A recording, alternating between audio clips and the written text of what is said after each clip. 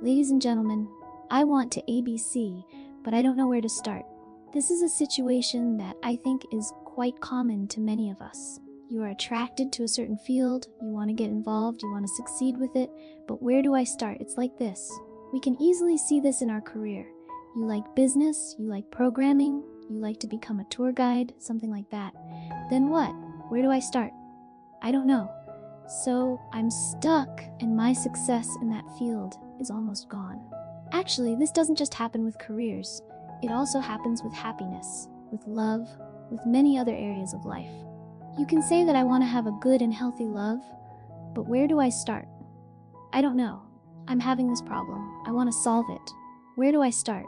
Wow, it seems like I want to ABC, but I don't know where to start.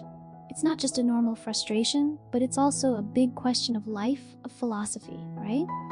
So how can we answer this question thoroughly, deeply, and universally? Why do I call it universal? Because I want an answer that can be applied to career, love, health, study, friendship, etc. In this video, I will not only introduce the answer of where we should start, but I will also prove it to you, and then you will realize how wonderful it is to know exactly where to start. What are you waiting for? Let's go. Hello everyone, welcome back to the show. Ladies and gentlemen, a very big question. I want to ABC, but I don't know where to start. To make it easy, perhaps we will need a hypothetical situation, a fun example, and I believe that after that example, just like many other episodes of mine that you have heard, everything will become clear. Now imagine two people, a beautiful girl and a handsome and successful guy. These two people fall in love with each other. In the girl's perspective, the guy is rich, gallant, and lich suit. And in the guy's perspective, the girl is beautiful, kind, gentle, and kongdongunheim. And as people have said, try tai guy suck, talented guy and beautiful girl, these two people are attracted to each other. The talented guy is attracted by the beauty of the girl, and the beautiful girl is attracted by the talent of the guy. Perfect, right? So I ask you, is the feeling of these two people towards each other a healthy place to start a love? You will find it a bit funny when I use the example of love to illustrate this. Don't worry, in a bit you will see the common point of all fields. Now I ask you, is the attraction of these two people towards each other a healthy point to start a love? To start a love? I will answer you first. No, I will prove it to you later, but now let me answer first.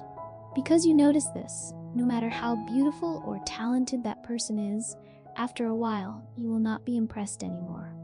The two people at the beginning of the relationship are very attracted to each other. I ask you, who in this world can prove that the intensity will still be there after a year? Myself. Sometimes when I go out to cafes, I see a tall, handsome guy dressed very fashionably, and that guy has a very beautiful girlfriend. I must say that these two people are a perfect match. You know what they do in the cafe? Each person holds a phone and plays for an hour, then they walk out. Because I see them so beautiful, so well matched. Because they sit in front of me about 4 to 5 meters away, right in front of me. And I look at them, I see them, oh my god, they hold hands and walk into the cafe.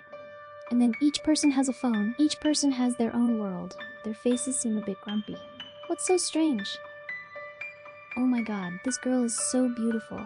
This guy just needs to sit and look at her to be happy. And this guy is obviously rich, well-dressed. Just looking at each other is happiness. Why don't they do that? Of course, I'm just making a hypothesis, but I understand the problem. No matter how attracted two people are to each other at the beginning, time will make this attraction lower and lower. I asked you what earlier, do you remember? Is the initial attraction of those two people, try tai guy suck, the starting point of a love and the most sustainable of a love? I say no, because you think about it, at the beginning, when you are attracted to someone, do you want to be attracted to them? No, it seems like a force of attraction entirely from them. That girl is so beautiful, and her beauty attracts me, but I'm confused. I don't have any reason anymore. I don't have any self-control in this. You naturally feel like you're being pulled away. So you can't say, okay, I want to love her. I want to be attracted to her. No, there's no such thing. You will almost be attracted to that person. So that initial feeling, that initial intense love is like swearing an oath. It's like you feel it alive, intense, passionate. From whom? From them. And I believe that all the actions, the feelings I have that come mostly from them are not sustainable. And that should not be the beginning of anything in a healthy way. It's like a parking lot. It's okay. But to say it's the most important step, then forget it. Because why? The attraction of that person to you. At the beginning, one day they are old, they are normal. You are not attracted to them anymore. It will end, right? And then what do? You say, it seems like I don't love them anymore. It seems like I don't have strong feelings for them anymore. Actually, this thinking is very nonsense, very easy to explain. At the beginning, when it's new, your behavior, your feelings are not from you, but led by them, from their attraction. One day, their attraction decreases because it's old. Then naturally, you stop. So your initial passion is not from you, but from others, making you like that. All the things you do, you think, from the guidance of others are not sustainable because it will end. And that should not be the starting point. So what is the starting point? The healthiest and most wonderful starting point is when you want to do it because you feel you need to do it, coming almost from you. The initial passion, the initial love is from them. It will not be sustainable. But if it comes from you, then that's important. People often say that when two people are bored with each other, that's the opportunity for true love to appear. I completely agree with this saying, because one day you feel that the initial excitement is gone. The attraction of that person controlling you through the initial vibrations is also gone because they are old. Then on that day, you sit down with yourself. You will talk to yourself like this. Suddenly, you feel your feelings for this person are getting lower and lower. The things that used to attract you the most, suddenly you don't see them as much anymore. But you want to build and try something to maintain love with this person. You want to try. You have to do something. Then at this time, the fact that you want to bond with this person because you want to, that's the beginning. And you find it very difficult. It requires effort. It requires willpower. It requires you to use your inner strength to try to maintain it. It requires responsibility. A lot of things, entirely your choice. In the past, when I first met them, because they were so beautiful, so attractive, so new, I could do anything for them. But at that time, my actions were not because I wanted to do it, but because they attracted me, they led me. But one day I suddenly felt I didn't want to do it anymore, because their leadership was weakening. But today I still sit, I say no. Now I will use my willpower. I will use my mindfulness, my practice, to continue to show my love for them. And I think that a love that behind an action needs a proactive, voluntary effort is a very beautiful love. And you will see this, for example, your lover comes home in the evening and talks to you, right? In the early stages, you will listen very carefully. You will sit and listen, sometimes for hours. You will ask continuously, very enthusiastically. Don't think that at that time you are the best. Don't think that at that time you are noble, no. It's just that at that time, love is infatuated. The attraction of that person is too strong, and your willingness to listen is led by that attraction. It doesn't say anything. In that stage, now, in the evening, they have something to tell you, and you are also very tired. You also want to rest, but you know they are very sad, and you try to sit there and share with them, listen to them. That effort is what? That is love. All behavior, hidden beneath is an intention, an effort. That is a great starting point of love, because almost 100% of the motivation behind that action is I want to, not I am led. And that is also sincerity. You can call it whatever you want. Almost all the best adjectives, verbs, and nouns related to love are placed there, right? That's love. So sometimes I see people who don't realize this. They go from one person to another. Actually, I call that love biological love, meaning that when we meet someone, we feel attracted. Our brain will secrete hormones, neurotransmitters, and it makes us feel infatuated. They make us secrete those things. They are the stimulating factor. And one day, those neurotransmitters no longer flow abundantly. We get bored. We look for a new object. This new object makes us secrete those neurotransmitters again. Then after a while, we get bored again. We move on to a new object.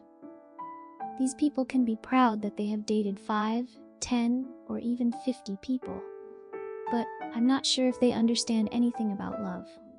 Because if the starting point of a love comes from the guidance of others, the majority of motivation comes from the guidance of others, there's no way love can last. But if an action comes from "I want to," that's a great start, and it shows love. So to answer briefly, where does love start? Love starts when you do something because you want to. And be normal if it's a bit forced, if it's a bit hard, if it's a bit of an effort, but that's love.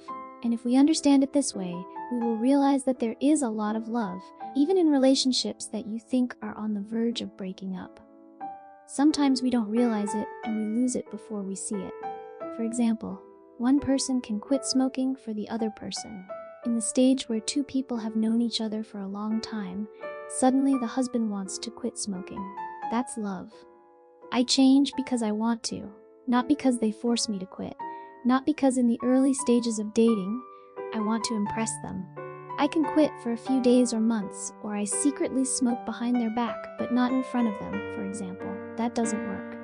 But if you see that you smoke and cigarette smoke can affect your child or your wife, naturally you feel that way. That's love. A gesture, an action that comes from I want to do. That's love. Or you go to work. Your lover or your wife irons you a beautiful flat shirt every morning. You never asked. Suddenly they want to do it. That's love. Cherish it, because they do it freely. They choose to do it because they think it's good for you. Cherish it. What are you waiting for? Or someone goes to sleep, they discover they snore too loudly, and so they learn about it because they are very afraid that their snoring will affect the person sleeping next to them. So they try a lot of things. They buy anti-snoring devices, they practice breathing, they buy mouth tape or expand their nasal capacity, ABC. Don't know if those methods are successful or not. But if you understand the point of where love starts, you see someone trying like that, you will see, this is love. They voluntarily do it. No one forces them, but an action that wants to give love to others and 100% comes from themselves is love. And if our lives every day have such actions, even though we feel that we are no longer motivated by emotions, by hormones, we are no longer motivated by the beauty of the partner, the person opposite us, but we still want to do it, and we make ourselves do it, we try to do it, we voluntarily do it, I think that's the peak of love, and it will last a very long time. So someone said that love starts when two people start to get bored with each other. I completely agree. You may argue and quibble that if love doesn't have those hormonal vibrations, how can it be called love? I like the burning, passionate kind of love at the beginning more. First, I would like to answer you that the kind of love at the beginning, when two people first meet, you like it. Then you can experience 10 relationships if you like. I assure you that it will end or it will decrease significantly after a while. That's my first argument. My second argument is that when you express love voluntarily, behind it is effort, is willingness. You know what happens. You are a human being. You are not a plant. When you do that, after doing it, you naturally have a feeling. You cherish the behavior you do, you are aware of the behavior you do, and maybe you see the other person happy, the feeling of happiness of the other person. For example, it resonates back in your emotions. You will have a different kind of sublimation, a different kind of enjoyment of love, and that is love. It's much deeper. Allow me to repeat an example I mentioned earlier. When you feel tired, but you try to sit and listen and share with your wife or husband, for example, after you do that, what do you see, and what does the other person see? Thinking back, we will feel that this is the wonderful love that we cherish. Those who break up, after breaking up, what do they see? They often blame each other. He doesn't care about me, or she doesn't care about the family, doesn't care about me. The word care also says a lot in a relationship, right? Why do I have to care about the other person? One day, I have that person, I have slept with that person, I have locked the certainty with that person with a marriage registration certificate, for example. But I still care. There is only one motivation left for me to care. That is, I voluntarily do it. I tell myself to care, to cherish, right? I choose responsibility. I like it. That's love. But when a person no longer cares, it means that the sign of love is going down. And that is the easiest and most accurate sign to see. Not that two people are still together, still able to have another child, then I think that's the peak of love. I say that may be a part, but if every day you wake up and you say, I want to care about this person, then I think that's love. That's the language, the unit of love. And that's where love should start. Now let's talk about another field. You have grasped the formula. We do something, and our behavior is because we want to, we are able to. We see the discomfort from it, the hardship from it, the responsibility from it, but we still do it. There is resistance here, there is effort here, but we still do it. That's love. Often I hear someone comment on my posts. Every now and then there's this comment. What do they comment? They say, why do I need to go to the gym? I'm a porter. I carry so many water bottles or bags every day, so I'm also exercising. First, I will clarify this. I never discriminate against any profession. This is just an example for me to prove the point of this episode. But I usually side with the disadvantaged. You listen a lot, you will see. So I have to say this first. Otherwise, sometimes when you don't hear clearly, you will think that I have bad intentions towards the porters. I say no. Now I will prove my point. Now you do the job of carrying, and you accidentally get exercise from carrying. I ask you, the action of exercising, quotes, is it what you want? Or is it the job that forces you to do it? Understanding and seeing this point, we can evaluate a lot of things. It seems like the job forces you to do it. Do you enjoy exercising? You may be very tired, but agree that in that tiredness, your body unconsciously becomes toned because you carry things. But if you feel that while you are doing it, you are just doing it, you are enduring it, you are doing it for what? For salary, for the job that makes you do it, then that's not a love story with taking care of your health. The context brings it up. Hey, going to the gym is sometimes different from you and me. Automatically, we always want to lie on the bed and sleep. That's comfortable. Why do we have to spend our free time pushing those inanimate things? Why do we still do it? And what force pushes us to go? Maybe at first, there will be forces like illness, weak health that lead us to the gym because we want to change. But a person who after a few months or a few years still exercises, the only motivation is what? Is that they want to. And I think that's the embodiment of loving yourself, of I want to be healthy. That's true love for yourself. I do it, and behind that action, 100% or at least over 80% is I want to. Nothing pulls me away. Because a person who exercises long enough, they experience all the pain. It hurts a lot. Tens of kilos, hundreds of kilos, and it's not easy or comfortable. They have to put in effort, they have to try, they have to work hard, right? They choose it all. They dive in, they embrace all the pain, and when they embrace X amount of pain today, tomorrow they continue to embrace X amount of pain. Then I call those people who love themselves, and that's the great starting point. Because at first, maybe I've said it before, I'd like to clarify this point further. You go to the gym maybe because of a poster. Oh, this guy has a six-pack, a nice body. Then you go there maybe because you're attracted to that advertising image. Maybe you watch The Rock, watch those wrestlers on TV and you idolize them. You want to be like them. Okay, this guidance can come from other people. But trust me, even if you are guided, one day nothing can guide you anymore. It's exactly like love. At some point, it returns to the normal point. That's when it shows whether love can start or not. And if one day you wake up and you don't want to go to the gym, but you think about it, you understand that you want to be good for your health, you have to take this responsibility. You will have to face this resistance. You will have to overcome this feeling of boredom. Okay, you put on your clothes, put on your shoes, put on your backpack, fill a water bottle, and go straight to the gym. If you can do that, label it as loving yourself. And that's true love. That's the starting point and the continuation of physical training. I personally like to read books, and usually for me, if I find a book interesting enough, I will read it at least 5 times. A bit much, right? But actually, if you read it 2 or 3 times, you may not grasp everything. But if you read a book 5 times, you will have to experience a challenge. That is, you have to reread an old book, and the old thing will never be as attractive as a new thing. We always like new things. You love to read, and you have a reading habit, right? You read a new book, the mood is completely different. Even a new book on an old topic, as long as it's new, the attraction of it to you is different. So when you read it, What attracts you to read is its novelty. Maybe someone reviewed it and made you read it. And the behavioral guidance comes from whom? From others. That may be necessary. We can take advantage of it as a tool. Like I introduce you to a method because I am your friend, you do it, then it can be considered that initially I pulled you to do it. Like I buy a book, I have to learn about it before I buy it. I read a review, an introduction, or a nice cover, or the author I like. All those attractions are from the outside, attracting me. So the first time I read it, I find it interesting. The second time I read it, I still find it interesting. But by the third time, I swear to you, there's nothing outside attracting me anymore. What's attracting me anymore?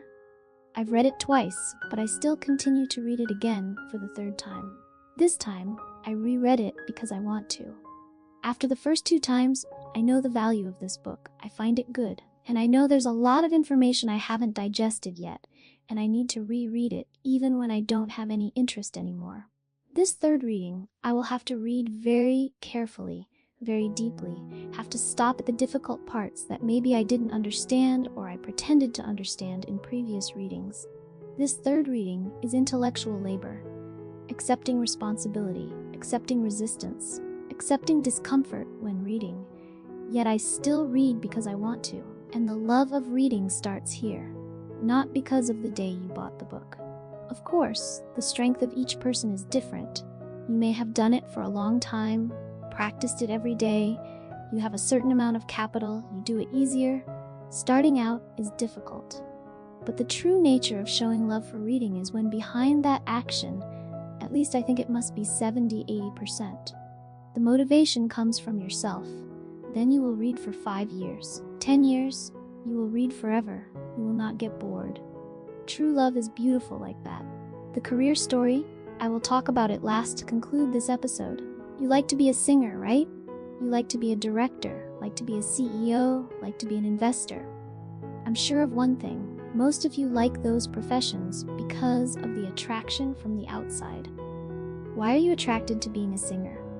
You like to be like those famous singers, standing on stage, everyone cheering, driving luxury cars, living in mansions, so impressive. It's those things that attract you. And if you consider your current passion to be stable just because it's attracted by external things like that, trust me, you'll get bored quickly. Love appears when you start to get bored. That's the starting point. You are an investor, you want to have a lot of money, and it's the money that attracts you, not other things from within you, right? Being a director is the same. Oh, early in the morning wearing a suit, going to meetings, so cool, looking so powerful, who wouldn't want that? But the feeling of being attracted is from that aura, right? That's not a good starting point. When you work and build a career, one day that aura no longer attracts you. You're bored. You keep doing it, but you don't see yourself becoming famous. You keep doing it, but you don't see yourself succeeding. The external motivation is almost gone. That's the beautiful point. And this point is the classification point, whether this person can succeed and go a long way or not. When there's no more external support, you are currently a failure. But in the morning you wake up and you still continue to do it. Because why? I want to do it. I'm having difficulties, I'm facing resistance, I'm disappointed, I see it's not easy. From pink, now it's a bit dark, but I'm still doing it, right? Then it's a great start to a career. Many of you value giving up too much. I think that if I ask you to prove, among countless times of giving up, which one is right, it's very difficult for you to prove it. Because no matter what profession you do in this world, you will encounter the situation where you are sick of it. Remember the first day you were excited to take the entrance exam to a university, and then you said you chose the wrong profession. Why didn't you know? Comparing those 2 points in time, it turns out that at first, you were attracted by the prospect of going to university. It's cool, a motivation from the outside, but then you came into contact with it and you found it not suitable. Actually, you guys are missing one point in your analysis. Where is your effort in that process? Is there a day when you wake up and you feel completely bored, and you still try in that boredom, and how long does that effort last? Show me it. If it lasts 1 year or 2 years, you will think very differently about the thing you are doing. A career really starts on the day you get bored, You haven't succeeded, you're disappointed, but deep down you still want to try. Your behavior today has the appearance of willpower, of effort, of determination, of an important saying, I want to do it. And don't overdo it with the feeling of boredom. Because I think this is normal. I'm bored, you're bored. Later your children and grandchildren will also be bored. It will never end, and don't consider it an obstacle. If you're a singer and you try to sing and upload it, only one view. No one watches. Do you quit? Then it seems like you don't like being a singer very much, you like being famous more. The force that pushes you into this profession seems to be fame. So how much responsibility do you take in this effort? 5%. Is there any successful person who takes 5% responsibility? But if today I only have one view, tomorrow morning I wake up and I still practice singing, I still learn about how to shoot a music video to make it beautiful, I still learn about how to research the algorithm on social media platforms so that my product can reach more people. For example, continuously learning, continuously trying. Because why? Because I want to. Even though I feel bored, but I still want to. I still try, I still determine, then pick it up. One day you will succeed because you're still there, and actually, in the process of digging, researching, proactively and consciously doing and trying every day, you will love what you do when you spend time, effort, and attention wholeheartedly from you. You will love it. I wish you at least a few times in this life to experience that feeling of giving your all to something and discovering that you love it.